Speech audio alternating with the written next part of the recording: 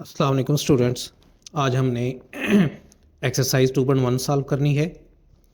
2.1 के अंदर scientific notation और ऑर्डिनरी नोटेशन है या स्टैंडर्ड नोटेशन है। तो स्टैंडर्ड नोटेशन का तो मतलब ये है कि आप जिस तरह सिंपल नंबर को ना डेली लाइफ में लिखते हैं वही है। तो हम साइंटिफिक नोटेशन को देख लेते हैं कि साइंटिफिक नोटेशन क्या चीज़ है। साइंटिफिक नोटेशन एक ऐसा तरीका है जिसमें आप बहुत ही बड़े नंबर या बहुत ही छोटे नंबर को आप बड़ा इजीली लिख सकते हैं। और इसकी डेफिनेशन ये होती है कि आप इसमें किसी भी नंबर को a multiply by 10 raised to power n की फॉर्म में लिखते हैं, जबकि n खुद कहाँ से कहाँ तक होगा। a की वैल्यू होगी 1 से 10 तक और n इंटीजर्स में से बिलोंग करेगा। अच्छा, तो हम इसमें ये करते हैं कि हमें चाहे कोई बहुत बड़ा नंबर दिया गया हो या बहुत ही छोटा नंबर दिया गया हो, हम उसको 1 से लेकर 10 तक के दरमियान में कोई नंबर लेंगे और साथ में उसको मल्टीप्लाई बाय 10 की पावर n के फॉर्म में लिख देंगे। तो ये साइंटिफिक नोटेशन हो जाएगा।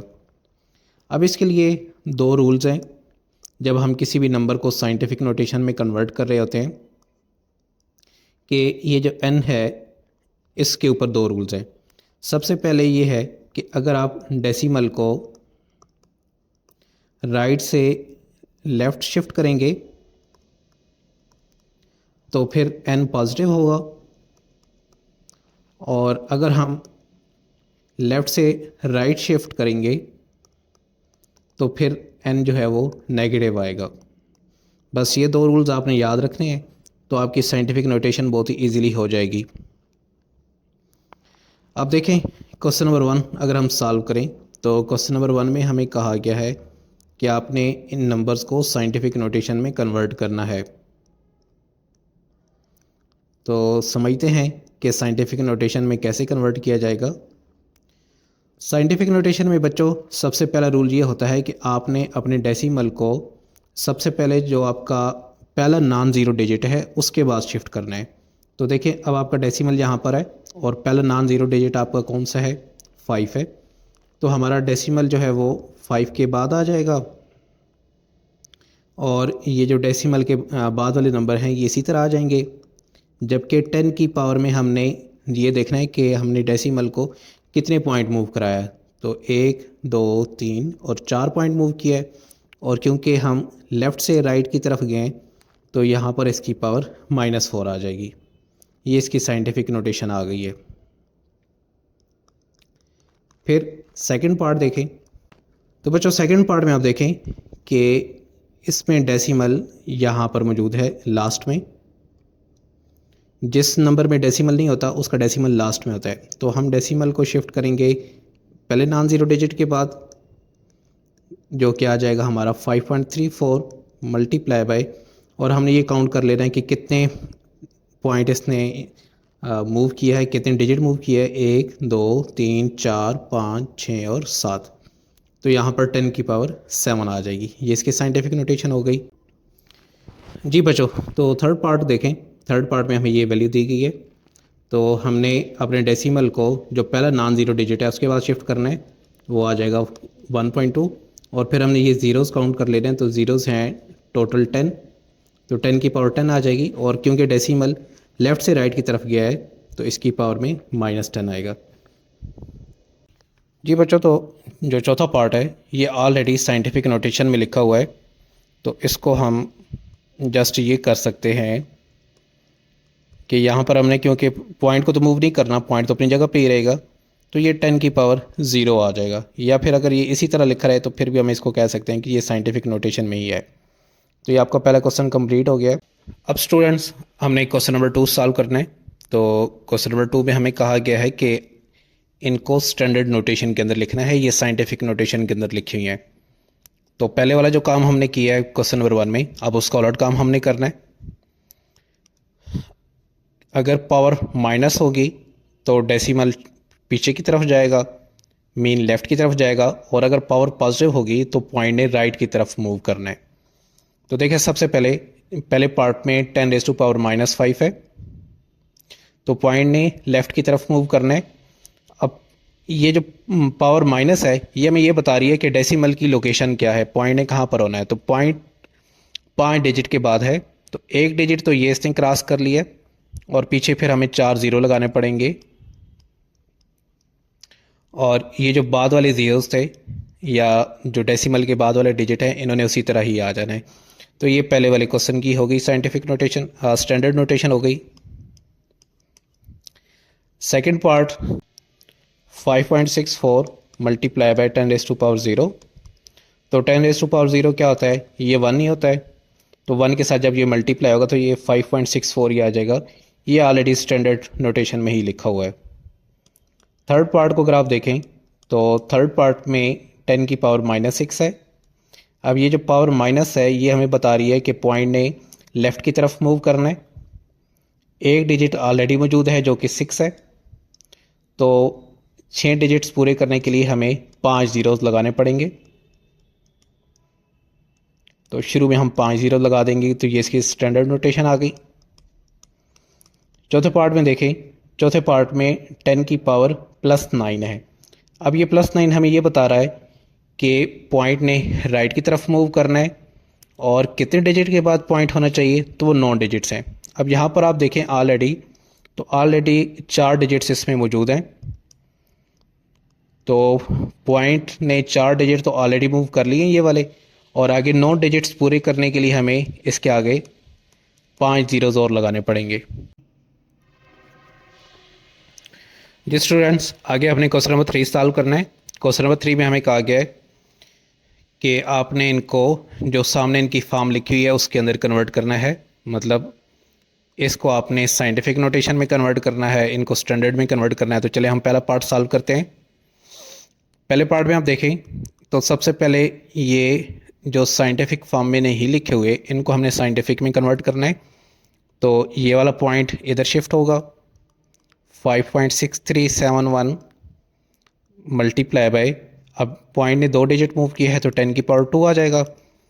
10 की पावर -3 साथ में ऐसे ही आएगा, और ये 2.54 और 10 की पावर 4 ये इसी तरह आ जाएंगे। अच्छा, अब हमने ये करना है कि 10 की पावर्स को हम आपस में कंबाइन करा देंगे।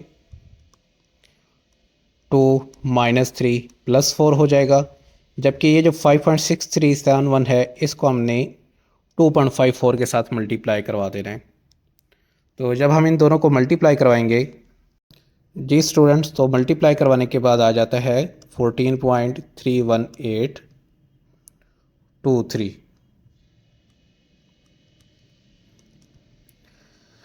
अब अगर ये 10 की पावर को हम सिंप्लीफाई करें तो 4 + 2 6 में से 3 माइनस करेंगे तो 3 आ जाएगा।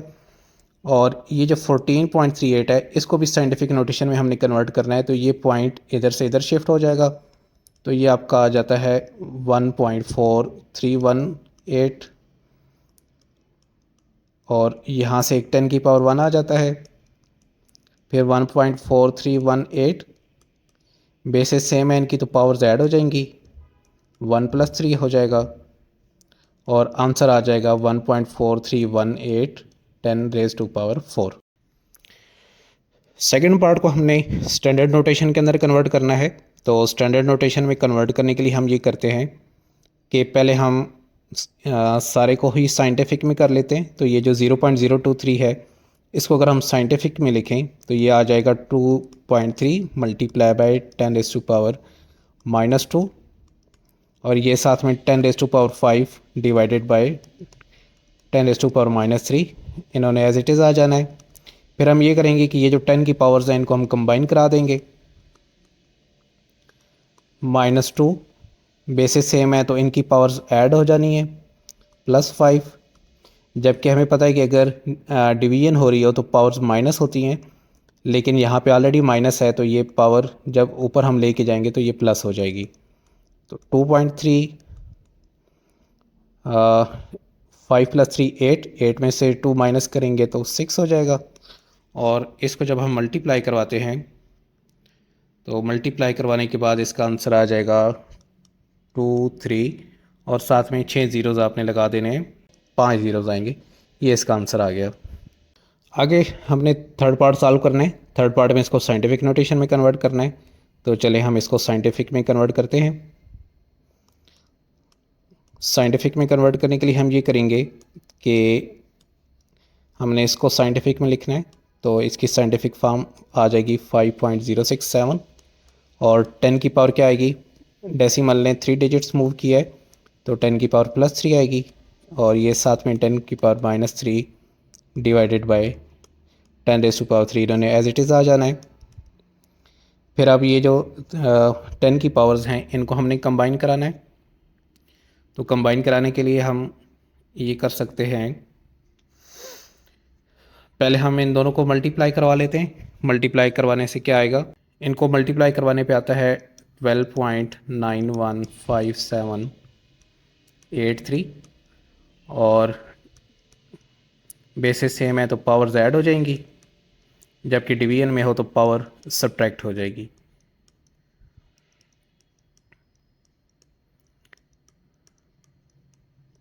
यहाँ पर हमारे पास रह जाता है 10⁻³ जो कि 1000 बनता है, बल्कि हमने क्योंकि इसको साइंटिफिक में लिखना है तो हम इस 12.91 को भी साइंटिफिक में कन्वर्ट कर लेते हैं।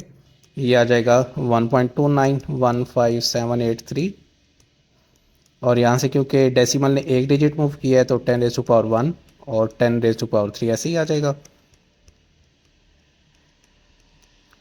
और अब इनकी बेसिस सेम है तो पावर्स ऐड हो जाएंगी, 10⁻4 हो जाएगा। ये इसकी साइंटिफिक नोटेशन बन गई है। आगे चौथे पार्ट को हमने स्टैंडर्ड नोटेशन के अंदर लिखना है। तो स्टैंडर्ड नोटेशन के लिए देखें, हमने इस डेसिमल को मूव कराना है 10 डिजिट्स। जब डेसिमल 10 डिजिट्स मूव करेगा तो देखें इसमें ऑलरेडी कितने डिजिट्स आ रहे हैं, 1 2 3 4 5 6 और 7, 9988। और हमने क्योंकि 10 डिजिट्स पूरे करने हैं, 7 डिजिट्स इसने ऑलरेडी मूव किया हुआ है तो इसके आगे हमने जस्ट 3 ज़ीरोज़ लगा देने, तो ये स्टैंडर्ड फॉर्म इसकी बन जाएगी। नेक्स्ट हमने क्वेश्चन नंबर 4 सॉल्व करना है। क्वेश्चन नंबर 4 में हमें कहा गया है, चलें इसको पहले रीड कर लेते हैं। If it takes 5 seconds to recite कलमा पाक once, how many hours will it take to recite कलमा पाक 1 million times? Convert hours into days and write the answer in standard form, round off the answer discarding the decimal part।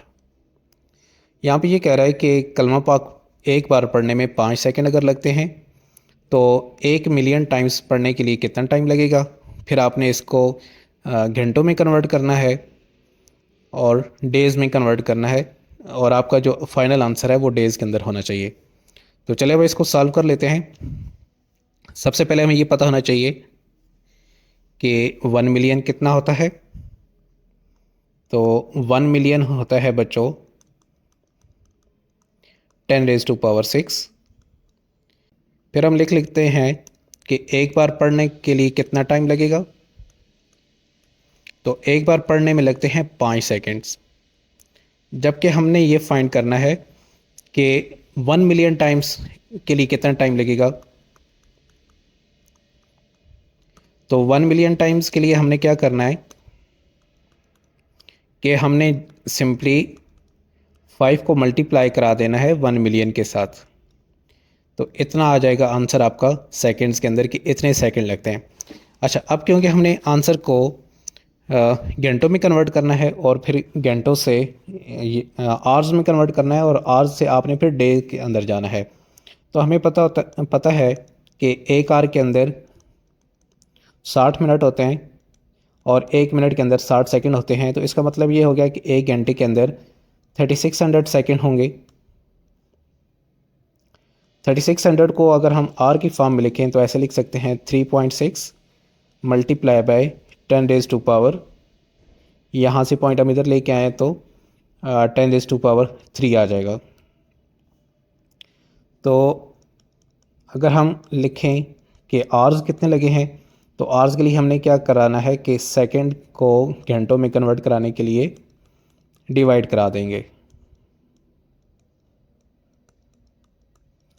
अच्छा, जब हम इनको divide करवाते हैं 5 को हम 3.6 के साथ डिवाइड कराएंगे और डिवीजन के बाद हमारा आंसर आता है 1.388 और ये आगे 88 चलता जा रहा है, तो मैं इसको राउंड ऑफ करके 9 लिख देता हूँ। जबकि ये दोनों पावर्स आपस में सिम्प्लीफाई होंगी तो डिवीजन वाली पावर ऊपर जाके माइनस हो जाएगी, मल्टीप्लाई बाय 10⁻³ आ जाता है।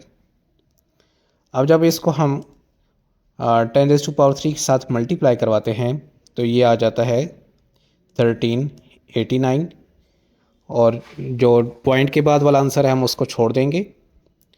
ये आपका आंसर आ गया आवर्स के अंदर। अब हमने इसको डेज़ के अंदर कन्वर्ट करना है, तो हमें पता है कि एक दिन के अंदर 24 आवर्स होते, तो हम इसको 24 के साथ डिवाइड करा देंगे। डिवाइड कराने के बाद आपका आंसर आ जाता है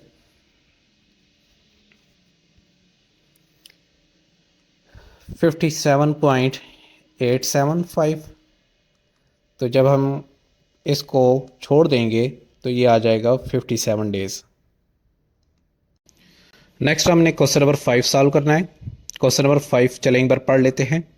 क्वेश्चन नंबर 5 में हमें कहा गया है distance between earth and sun is this miles, if speed of light is this, how long does it take for light to reach the earth, convert the answer in minutes writing in standard form.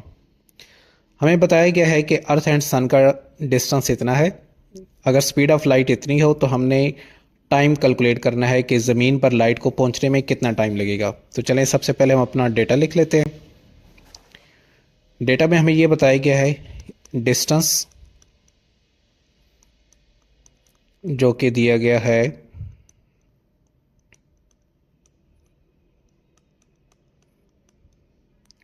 फिर हमें speed of light बताई गई है,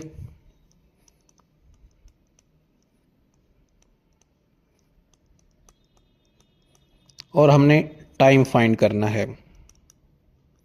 तो देखिए time find करने के लिए हम ये करेंगे कि डिस्टेंस को स्पीड के साथ डिवाइड करवा देंगे तो हमें टाइम पता चल जाएगा। जब हम वैल्यू पुट करेंगे, वैल्यू पुट करने के बाद आपने ये करना है कि ये जो 10 की पावर्स हैं इनको आप अलग से सिंप्लीफाई करवा लें और ये जो डेसिमल वाले नंबर्स हैं इनको अलग से डिवाइड करवा लें। तो अगर 10 की पावर को हम सिंप्लीफाई कराएं डिवीजन में है तो पावर्स माइनस हो जाएंगी, जबकि इन दोनों को अगर डिवाइड कराया जाए तो डिवाइड कराने पे आ जाता है 5.012129। अब ये आंसर हमारा आया है सेकंड्स के अंदर। इसको मैं पहले सही करके लिख लेता हूँ। 10⁻² सेकेंड और 10 की पावर 2 होता है 100। जब हम इसको 100 के साथ मल्टीप्लाई करेंगे तो 100 के साथ मल्टीप्लाई करने पर आंसर आ जाता है 501.2129 सेकेंड्स। अब क्योंकि आंसर को हमने मिनट्स के अंदर कन्वर्ट करना है तो हमें पता है कि 1 मिनट के अंदर 60 सेकेंड होते हैं। हम ये करेंगे कि हम इसको 60 के साथ डिवाइड करा देंगे। 60 के साथ डिवाइड कराने पर आंसर आ जाता है 8.3535 मिनट्स। तो ये आपका आंसर आ गया स्टैंडर्ड फॉर्म के अंदर।